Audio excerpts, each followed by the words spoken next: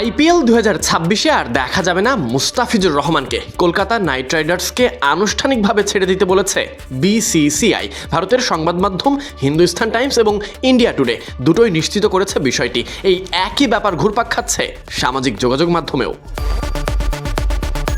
বাংলাদেশি ক্রিকেটারকে নিয়ে তোলপাড় ভারতীয় ক্রিকেট পাড়া। বিসিসিআই সেক্রেটারি দেবজিৎ সাইকিয়ারের ভাষ্যমতে বর্তমানে যে সামগ্রিক পরিস্থিতি বিরাজ করছে তার কারণেই বিসিসিআই কেকেআরকে তাদের স্কোয়াড থেকে বাংলাদেশি খেলোয়াড় মুস্তাফিজুর রহমানকে ছাড়তে নির্দেশ দিয়েছে। একই সঙ্গে কেকেআর যদি বিকল্প কোনো খেলোয়াড় নিতে চায় বিসিসিআই অনুমতি দেবে সেক্ষেত্রে। একটা কাটারের গল্প কত বড় হতে পারে তার উদাহরণই বোধহয় মুস্তাফিজুর রহমান।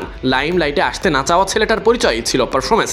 আইপিএল হোক কিংবা বিশ্বমঞ্চে মুস্তাফিজুর রহমান সবসময়ই কার্যকরী হয়েছেন মাঠে।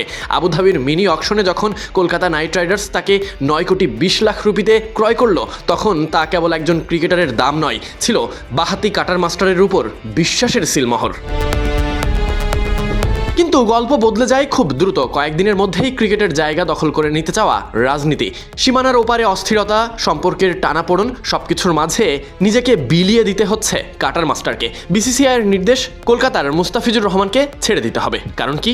তিনি একমাত্র বাংলাদেশি। মূল প্রশ্নটা এখান থেকেই, মুস্তাফিজ কি কোনো অপরাধ করেছেন? তিনি কি কোনো সহিংসতার অংশ ছিলেন, নাকি কেবলই এমন এক দেশের নাগরিক যে দেশের পরিচয় আপাতত সময় প্রতিবেশীদের জন্য অস্বস্তিকর?